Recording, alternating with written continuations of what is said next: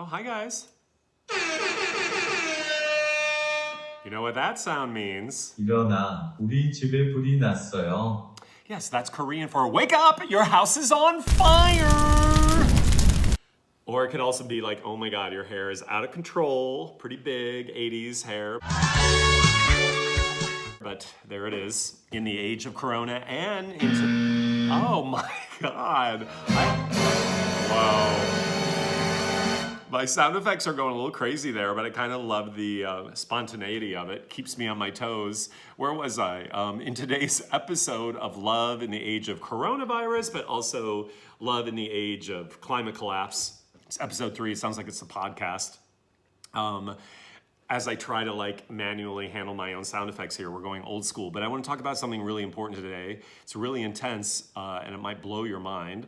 But I want to talk about the human rights aspect to climate change. You know, social justice is climate justice. And people may not understand the correlation, but that's what I want to talk about. You know, the Black Lives Matter movement has really galvanized our awakening to the systemic racism that is America. But this is also going to blow your mind. You ready for it? Oh my God, it's so long. Okay. White supremacy is the cause of climate change.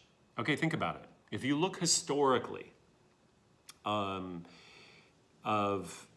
how we have gotten to where we are, when we look at the African slave trade in America, you look at British colonial rule of India, you look at the Dutch imperialism of certain African countries. So basically what that was white conquerors going to foreign countries and basically pillaging and exploiting environmental, natural, animal, human resources for their gain, for industrialization. So basically, the Industrial Revolution, which we now know is the beginning of the carbon output that has been created since the industrial age, has been an act of white supremacy born on the backs of black and brown people. So that's intense to think about it. The Industrial Revolution and the havoc and the pain and the suffering and the damage it has caused.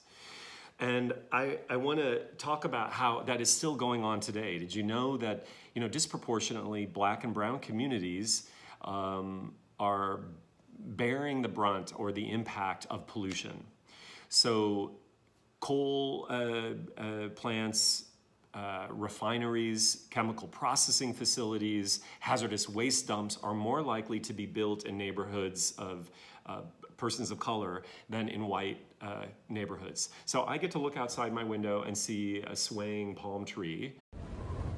And somebody who lives in a black or brown community looks outside and they see a factory smokestack spewing carbon belching noxious smoke and steam. And that kind of pollution and its health effects have been well documented. That is environmental racism.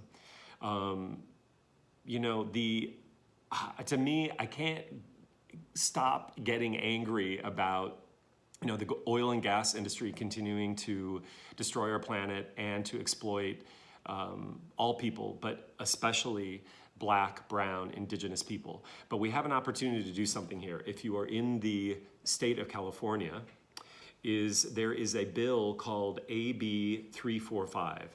And we want to call our senators, our California senators, and make sure that they vote yes. They had originally, it didn't pass.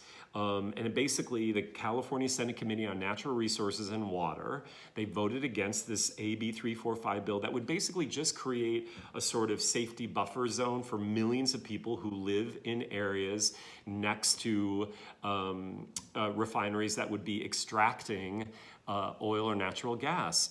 Those people are the people who are in the crossfire of the pollutants. So what we can do is I'm going to leave you with this call to action. You can text or tweet or email or call your California senator, and we have only until August 12th, so I think that's Tuesday.